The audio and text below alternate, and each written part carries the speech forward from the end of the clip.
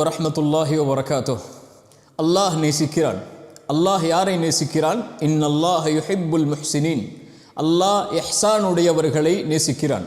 அல்லாஹ்வுடைய தூதர் ஸல்லல்லாஹு அலைஹி வஸல்லம் சொன்னார்கள், இன்னல்லாஹ கதபல் இஹ்சான அலா குல்லி ஷை. அல்லாஹ் எல்லா விஷயத்திலும் இந்த இஹ்சானை கடமையாக்குகிறான். இஹ்சான் என்றால் என்ன? அரபி மொழியில் இஹ்சான் என்றால் அழகிய முறையில் ஒரு செயலை செய்தலுக்கு அல் இஹ்சான் என்று சொல்லப்படும். ஆனால் குர்ஆனுடைய ஹதீஸுடைய விளக்கத்தின்படி இஹ்சான் என்றால், அல்லாஹுடைய குர்ஆனுடைய வசனம் சொல்லுகிறது, ஒரு சமூகத்துடைய அறிவுரையை, அஹ்சின் கமா அஹ்சன் அல்லாஹு இலைக். அல்லாஹ் உன்னிடத்தில் எப்படி அழகிய முறையில் நடந்து கொண்டானோ நீயும் அது போன்று படைப்புகளோடு நடந்து கொள். அல் இஹ்சான் என்றால் அல்லாஹ் உங்களோடு எப்படி நடந்து கொள்ள வேண்டும் என்று நீங்கள் விரும்புகிறீர்களோ அப்படி நீங்கள் படைப்புகளோடு நடந்து கொள்ளுதல் இஹ்சான். அல்லாஹுடைய தூதர் ஸல்லல்லாஹு அலைஹி வஸல்லம் சொன்னார்கள், பூமியில் உள்ளவர்களுக்கு இரக்கம் காட்டுங்கள், வானத்தில் உள்ள அல்லாஹ் ரஹ்மான் உங்கள் மீது இரக்கம் காட்டுவான். உங்கள் சகோதரனின் தேவையில் பங்கு கொள்ளுங்கள், அல்லாஹ் உங்களுடைய தேவையில் பங்கு கொள்வான். உங்கள் சகோதரனின் சிரமத்தை நீக்குங்கள், அல்லாஹ் உங்களுடைய சிரமத்தை நீக்குவான். நீங்கள் ஒரு ஏழைக்கு செலவழியுங்கள், அல்லாஹ் உங்களுக்கு செலவழிப்பான். நீங்கள் பிறருடைய பாவத்தை மன்னியுங்கள், அல்லாஹ் உங்களுடைய பாவத்தை மன்னிப்பான். நீங்கள் சகோதரனின் குறையை மறையுங்கள், அல்லாஹ் உங்களுடைய குறையை மறைப்பான். நீங்கள் எப்படி படைப்புகளோடு நடந்து கொள்கிறீர்களோ அப்படி அல்லாஹ் உங்களோடு நடந்து கொள்வான். அதுதான் அல் இஹ்சான். இந்த இஹ்சானை உடையவர்களை இன்னல்லாஹ யுஹிப்புல் முஹ்சினீன், இந்த முஹ்சின்களை அல்லாஹ் நேசிக்கிறான். குர்ஆன் 3 தன்மைகளை சொல்கிறது இந்த வசனத்தில். இன்னல்லாஹ யுஹிப்புல் முஹ்சினீன், அல்லாஹ் முஹ்சின்களை நேசிக்கிறான் என்று கூறுவதற்கு முன்னால் அந்த முஹ்சின்கள் யார் என்று 3 தன்மையில் அல்லாஹ் சொல்கிறான்.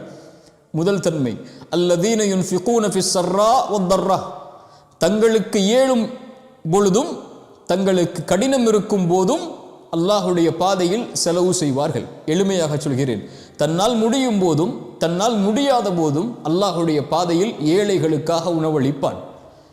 ரசூலுல்லாஹி ஸல்லல்லாஹு அலைஹி வஸல்லமுடைய காலத்தில் இரவு நேரத்தில் ஒரு நபித்தோழர் வருகிறார் பசியால். அல்லாஹுடைய தூதருடைய வீட்டில் உணவில்லை. அல்லாஹு அக்பர். அல்லாஹுடைய தூதர் சொன்னார்கள், இந்த விருந்தாளை யார் கண்ணியப்படுத்துவது? ஒரு அன்சாரி தோழர் எழுந்து, நான் அழைத்துச் செல்கிறேன் அல்லாஹுடைய தூதர் என்று வீட்டுக்கு என்று அழைத்துச் செல்கிறார். மனைவிடத்திலே சென்று கேட்டார்கள், அல்லாஹுடைய தூதருடைய விருந்தாளி வந்திருக்கிறார், ஏதாவது உணவு இருக்கிறதா? மனைவி சொன்னார்கள், குழந்தைகளுடைய உணவை தவிர எதுவும் இல்லை. கணவன் சொன்னார், குழந்தைகளை உறங்க வையுங்கள், அடுப்பில் உணவிருப்பதை போல் நாம் காட்சி செய்வோம், அவர்கள் உறங்கட்டும். அவர்கள் உறங்கியதற்கு பிறகு உணவை அவருக்கு வைத்து விடுவோம். அந்த விருந்தாளிக்கு நாம் உணவை சாப்பிடுவதைப் போல் சைகை செய்வோம். நாம் சாப்பிடுகிறோம் என்று நினைத்து அவரும் வயிறு நிரம்ப சாப்பிட்டு சென்று விடுவார். அவரும் வயிறு நிரம்ப சாப்பிட்டு சென்றார். ரசூலுல்லாஹி ஸல்லல்லாஹு அலைஹி வஸல்லம் சொன்னார்கள், இருவரின் செயலை கண்டு அல்லாஹ் ஆச்சரியம் கொண்டான். இரவில் அல்லாஹ் சிரித்தான். அவர்கள் பசியில் இருந்தார்கள், ஆனால் வந்தவர் பசியார வெளியே சென்றார், வயிறு நிரம்ப வெளியே சென்றார். அல்லாஹ் அதற்காக குர்ஆனுடைய வசனத்தை இறக்கினான். அந்த இருளில் ஏழை வீட்டில் இருந்த அந்த தோழர்களுக்காக உலகம் அழியும் வரையில் இருக்கக்கூடிய குர்ஆனில் ஒரு வசனம், வயுதிரூன அலா அன்ஃபுஸிஹிம் வலவ் கான பிஹிம் ஹஸாஸா, தங்களுக்கு தேவை இருந்த போதும் பிறருக்கு கொடுத்தவர்கள் அவர்கள் என்று குர்ஆன் அவர்களை அறிமுகப்படுத்தியது. கஷ்டத்திலும் இன்பத்திலும் செலவு செய்வான். அது ஒரு ஏழைக்கு மட்டுமல்ல, தன் குழந்தைக்கு செய்தாலும். ஆயிஷா ரலியல்லாஹு அன்ஹாவிடத்தில் ஒரு பெண்மணி 2 குழந்தைகளை சுமந்து வருகிறார்கள் உணவுக்காக. அல்லாஹுடைய தூதருடைய வீட்டில் எதுவும் இல்லை. இருந்தாலும் ஆயிஷா ரலியல்லாஹு அன்ஹா 3 பேரித்தம்பழங்களை கொடுக்கிறார்கள். ஒரு குழந்தைக்கு 1, தாய்க்கு 1, இன்னொரு குழந்தைக்கு 1. 2 குழந்தைகளும் சாப்பிட்டு முடிக்கிறது. தாய் அந்த தனக்கு கொடுக்கப்பட்ட பேரித்தம்பழத்தை வாய்க்கு அருகிலே கொண்டு செல்லும் போது 2 குழந்தைகளும் அதை பார்க்கிறது. தன் குழந்தைகளின் பசியை உணர்ந்த அந்த தாய் அந்த பேரித்தம்பழத்தை தான் சாப்பிடாமல் 2ஆக பிளந்து, ஒரு குழந்தைக்கு ஒரு பேரித்தம்பழம், இன்னொரு குழந்தைக்கு இன்னொரு பேரித்தம்பழத்துடைய துண்டென்று தான் பசியோடு செல்லுகிறார்கள். இந்த காட்சி அல்லாஹுடைய தூதர் வந்தவுடன் ஆயிஷா ரலியல்லாஹு அன்ஹா சொன்னார்கள், அல்லாஹுடைய தூதரே, இந்த பெண்ணுடைய செயலினை ஆச்சரியப்படுத்தியது. அல்லாஹுடைய தூதர் ஸல்லல்லாஹு அலைஹி வஸல்லம் சொன்னார்கள், ஆயிஷா, அல்லாஹ் அந்த பெண்ணுக்கு சொர்க்கத்தை கடமையாக்கினான், நரகத்திலிருந்து அந்த பெண்ணை அல்லாஹ் பாதுகாத்து விட்டான். ஒரு ஏழைக்கு கொடுத்ததற்கு அல்லாஹ் ஏன் அந்த செயலை செய்ய வேண்டும்? தன் குழந்தைகளுக்கு கொடுத்ததற்கு அல்லாஹ் ஏன் அந்த செயலை செய்ய வேண்டும்? இன்பத்திலும் துன்பத்திலும் நீ அல்லாஹுடைய பாதையில் செலவு செய்தால் அல்லாஹ் உன் இன்பத்திலும் துன்பத்திலும் உன்னோடு இருப்பான். ஏன்? நீ செய்த செயலை அல்லாஹ் நேசிக்கிறான். இப்படி செய்யக்கூடியவர்களோடு அல்லாஹ் இருப்பான்.